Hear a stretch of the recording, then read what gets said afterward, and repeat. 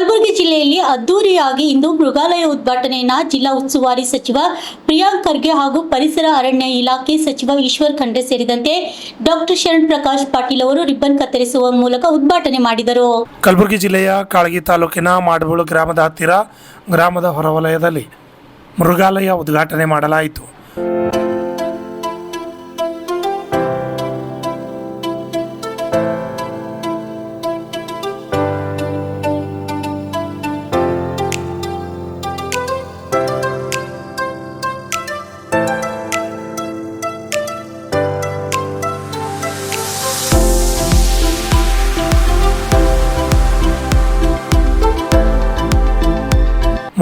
ಮೃಗಾಲಯವನ್ನು ಜಿಲ್ಲಾ ಉಸ್ತುವಾರಿ ಸಚಿವರು ಹಾಗೂ ಇನ್ನಿತರ ನಾಯಕರು ವೀಕ್ಷಣೆ ಮಾಡಿದರು.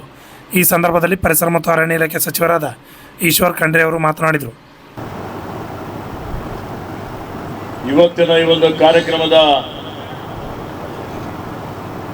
ಉದ್ಘಾಟಕರು ಆತ್ಮೀಯರು, ಈ ಕಲಬುರಗಿ ಮೃಗಾಲಯ ಇಷ್ಟೊಂದು ವೇಗದ ಗತಿಯಲ್ಲಿ ಪೂರ್ಣಗೊಳ್ಳಲಿಕ್ಕೆ ಕಾರಣಕರ್ತರಾದಂಥ ಸ್ನೇಹಿತರಾದ ನಮ್ಮ ಸಚಿವ ಸಂಪುಟದ ಸಹೋದ್ಯೋಗಿಗಳಾದಂಥ ಮಾನ್ಯ ಪ್ರಿಯಾಂಕ್ ಖರ್ಗೆ ಅವರೇ,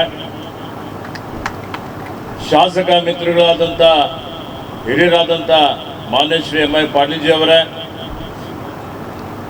ಮಾನ್ಯ ಶ್ರೀ ಅಲ್ಲಂಪ್ರಭು ಪಾಟೀಲ್ ಅವರೇ, ಮಾನ್ಯ ಶ್ರೀ ಜಗದೇವ್ ಗುತ್ತಿದಾರ್ ಅವರೇ, ನಮ್ಮ ಕರ್ನಾಟಕ ಮೃಗಾಲಯ ಪ್ರಾಧಿಕಾರದ ಅಧ್ಯಕ್ಷರಾದಂಥ ಮಾನ್ಯ ರಂಗಸ್ವಾಮಿ ಅವರೇ, ಹೌದು, ಒಂದು ಮೃಗಾಲಯ ಈಗಾಗಲೇ ಹಂಪಿಯಲ್ಲಿದೆ. ಹಂಪಿ ನಂತರ ಈ ಭಾಗದಲ್ಲಿ ಯಾವುದೇ ನಮ್ಮ ವಿಶೇಷವಾಗಿ ಬೀದರ್, ಕಲಬುರಗಿ, ಯಾದಗಿರಿ, ರಾಯಚೂರು, ಕೊಪ್ಪಳ ನಮ್ಮ ಈ ಭಾಗದಲ್ಲಿ ಯಾವುದೇ ಮೃಗಾಲಯ ಇಲ್ಲ. ಹೀಗಾಗಿ ಇದು ಬಿಸಿಲಿನ ನಾಡು. ಈ ಮೃಗಾಲಯ ಇವತ್ತು ಭಾಳ ಖುಷಿಯಿಂದ, ಅಭಿಮಾನದಿಂದ, ಸಂತೋಷದಿಂದ ಉದ್ಘಾಟನೆ ಮಾಡಿದ್ದೇವೆ. ಮತ್ತು ಈಗಾಗಲೇ ಮೃಗಾಲಯದಲ್ಲಿ ಎಲ್ಲ ರೀತಿಯ ಪ್ರಾಣಿಗಳು ನೀವೆಲ್ಲ ನೋಡಿದಿರಿ ಈಗಾಗಲೇ. ಬಂಧುಗಳೇ, ಇವತ್ತು ತಮಗೆಲ್ಲ ಗೊತ್ತಿದೆ, ಕರ್ನಾಟಕ ರಾಜ್ಯ ಅಂತೇಳಿದರೆ ಈ ರಾಜ್ಯದ ಅರಣ್ಯದಲ್ಲಿ ಪ್ರಕೃತಿ ಪರಿಸರ ಮತ್ತು ಅದರಲ್ಲಿ ವಿಶೇಷವಾಗಿ ಇವತ್ತೇನು ನಮ್ಮಲ್ಲಿರುವಂಥ ಇವತ್ತು ವನ್ಯಜೀವಿಗಳಿರ್ಬೋದು, ನಮ್ಮಲ್ಲಿರುವಂಥ ಏನು ಜೀವ ವೈವಿಧ್ಯಮಯ ತಾಣ ಏನು ನಮ್ಮ ಕರ್ನಾಟಕ ರಾಜ್ಯದಿದೆ, ಬೇರೆ ಎಲ್ಲೂ ಇಲ್ಲ ಅಂತ ಹೇಳಿದರೆ ತಪ್ಪಾಗಲಾರದು. ಪಶ್ಚಿಮ ಘಟ್ಟಗಳೇನಿದೆ, ಈ ಪಶ್ಚಿಮ ಘಟ್ಟಗಳಲ್ಲಿ ಚಾಮರಾಜನಗರದಿಂದ ಬೆಳಗಾವಿವರೆಗೆ 10 ಜಿಲ್ಲೆಗಳು ಬರ್ತದೆ. ಈ ಭಾಗದಲ್ಲಿ ನಮ್ಮಲ್ಲಿ ಅನೇಕ ಪ್ರಭೇದದ ಸಸ್ಯಗಳಿದ್ದಾವೆ, ಅನೇಕ ಪ್ರಭೇದದ ಸಸ್ಯ ಸಂಕುಲ ತಗೊಳ್ರಿ, ಪ್ರಾಣಿ ಸಂಕುಲ ತಗೊಳ್ರಿ, ಕೀಟ ಸಂಕುಲ ತಗೊಳ್ರಿ, ಪಕ್ಷಿ ಸಂಕುಲ ತೆಗೆದುಕೊಳ್ರಿ, ಶೋಲಾ ಫಾರೆಸ್ಟ್ ಇದೆ. ಋತುಮಾನಗಳನ್ನೇ ಬದಲಾವಣೆ ಮಾಡುವಂಥ ಶಕ್ತಿ ನಮ್ಮ ಪಶ್ಚಿಮ ಘಟ್ಟಕ್ಕೆ ಇದೆ. ಆದರೆ ಈ ಭಾಗದಲ್ಲಿ, ನಮ್ಮ ಭಾಗದಲ್ಲಿ ಇವತ್ತು ನಾವೆಲ್ಲ ನೋಡ್ತಾ ಇದ್ದೇವೆ, ಕಲ್ಯಾಣ ಕರ್ನಾಟಕದಲ್ಲಿ ಹಸಿರುವುದಕ್ಕೆ ಭಾಳ ಕಡಿಮೆ ಇದೆ. ಇವತ್ತು ಕಲಬುರಗಿಯಲ್ಲಿ ಬರೀ 2%ಗಿಂತ ಕಡಿಮೆ ಇದೆ. ಭೂಭಾಗದ 33% ಹಸಿರು ಇರಬೇಕು ಅಂತ ತಜ್ಞರು ಹೇಳ್ತಾರೆ. ಆದರೆ ಬೀದರ್ನಲ್ಲಿ ಒಂದು 5-6% ಇದೆ, ಬಿಜಾಪುರಲ್ಲಿ 1% ಇದೆ.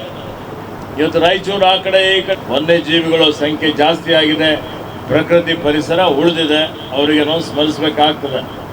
ನಮ್ಮ ಭಾಗದಲ್ಲಿ ಯಾವುದೇ ನೋಡಿ, ಅಲ್ಲಿ ನೀವು ದಿನ ನೋಡ್ತೀವಿ ಪೇಪರಲ್ಲಿ, ಅಲ್ಲಿ ಇಲ್ಲಿ ನಾವು ಮಾನವ ಪ್ರಾಣಿ ಸಂಘರ್ಷ ಆಯಿತು ಅಂದರೆ ಆ ಕಡೆ ಎಲ್ಲ ರೀತಿಯ ತಡೆ ಹಿಡಲಿಕ್ಕೆ ಪ್ರಯತ್ನ ಮಾಡ್ತೀವಿ. ನಮ್ಮ ಭಾಗದಲ್ಲಿ ಯಾವುದೇ ಹುಲಿ, ಚಿರತೆ, ಕರಡಿ, ಇವತ್ತಿಲ್ಲಿ ಸಿಂಹ, ಆನೆಗಳು ನಮ್ಮ ಭಾಗದಲ್ಲಿ ಇಲ್ಲ. ಇದೇ ಒಂದು ಚಿಂಚೋಳಿಯಲ್ಲಿ ಒಂದು ಸುಂದರವಾದಂಥ, ಅದು ಭಾಳ ಜೀವ ವೈವಿಧ್ಯಮಯವಾದಂಥ ಇವತ್ತು ವನ್ಯಜೀವಿ ಧಾಮ ಇದೆ. ಅದು ಇನ್ನೂ ಅಭಿವೃದ್ಧಿ ಮಾಡ್ತಾ ಇದ್ದೇವೆ. ಹೆಚ್ಚಿನ ರೀತಿಯಲ್ಲಿ ಅಭಿವೃದ್ಧಿ ಮಾಡುವಂಥದ್ದು ಇನ್ನೂ ಅವಶ್ಯಕತೆ ಇದೆ. ಅಲ್ಲಿಯೂ ಸಹಿತ ಒಂದು ಸಫಾರಿ ಪ್ರಾರಂಭ ಮಾಡಬೇಕು, ಅದರ ವಿಸ್ತರಣೆ ಜಾಸ್ತಿ ಮಾಡಬೇಕು. ಇನ್ನು ಹೆಚ್ಚಿನ ಒಂದು ಪ್ರವಾಸಿಗರಿಗೆ ಇವತ್ತು ಅದನ್ನು ಅಟ್ರಾಕ್ಟ್ ಮಾಡಿಸುವಂಥ ಒಂದು ಯೋಜನೆ ರೂಪಿಸಬೇಕು ಅನ್ನೋಂಥದ್ದು. ನಮ್ಮ ಸಫಾರಿ ಸ್ಟಾರ್ಟ್ ಆಗಿದೆ, ಹೆಚ್ಚಿನ ರೀತಿಯಲ್ಲಿ ಮಾಡುವಂಥದ್ದು ಅವಶ್ಯಕತೆ ಇದೆ ಅಂತ ನಾನು ಮೊನ್ನೆ ಹೋಗಿ ನೋಡಿಕೊಂಡು ಬಂದಿದ್ದೇನೆ.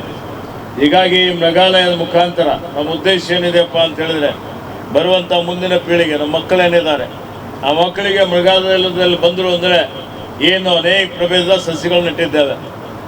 ಯಾವ ಗಿಡ ಇದೆಯಪ್ಪ, ಈ ಗಿಡ ಎಷ್ಟು ವರ್ಷ ಬದುಕ್ತದೆ, ಈ ಗಿಡದಿಂದ ಏನು ಉಪಯೋಗ ಆಗ್ತದೆ, ಇದರ ಜೀವ ವೈವಿಧ್ಯತೆಯ ಹೆಸರೇನಿದೆ, ಎಷ್ಟು ಎತ್ತರ ಬೆಳೀತದೆ, ಇವೆಲ್ಲದರ ಬಗ್ಗೆ ಇವತ್ತು ಆ ಮಕ್ಕಳಿಗೆ ಮಾಹಿತಿ ಕೊಡುವಂಥ ರೀತಿಯಲ್ಲಿ ಇಲ್ಲಿ ಫಲಕ ಹಾಕಬೇಕು ಅನ್ನುವಂಥ ಸೂಚನೆ ನಮ್ಮ ಇಲಾಖೆ ಅಧಿಕಾರಿಗಳಿಗೆ ನಾನು ಕೊಟ್ಟಿದ್ದೇನೆ.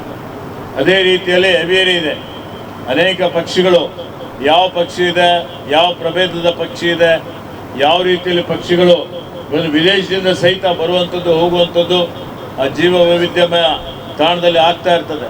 ಅದ್ರ ಬಗ್ಗೆನೂ ನಮ್ಮ ಮಕ್ಕಳಿಗೆ ಮಾಹಿತಿ ಕೊಡಬೇಕು ಅನ್ನುವಂಥದ್ದು. ಅದರ ಜೊತೆಯಲ್ಲಿ ಏನು ಪ್ರಾಣಿಗಳಿದ್ದಾವೆ, ಈ ಪ್ರಾಣಿಗಳ ಮಹತ್ವ ಏನಿದೆ, ಈ ಪ್ರಾಣಿ. ಇದೇ ಸಮಯದಲ್ಲಿ ಸಚಿವರಾದ ಪ್ರಿಯಾಂಕ್ ಖರ್ಗೆ, ಡಾಕ್ಟರ್ ಶರಣಪ್ರಕಾಶ್ ಪಾಟೀಲ್ ಸೇರಿದಂತೆ ಅನೇಕ ರಾಜಕೀಯ ನಾಯಕರು, ಅಧಿಕಾರಿಗಳು ಹಾಜರಿದ್ದರು. Bureau report, RJ32 Kannada news, Kalaburagi.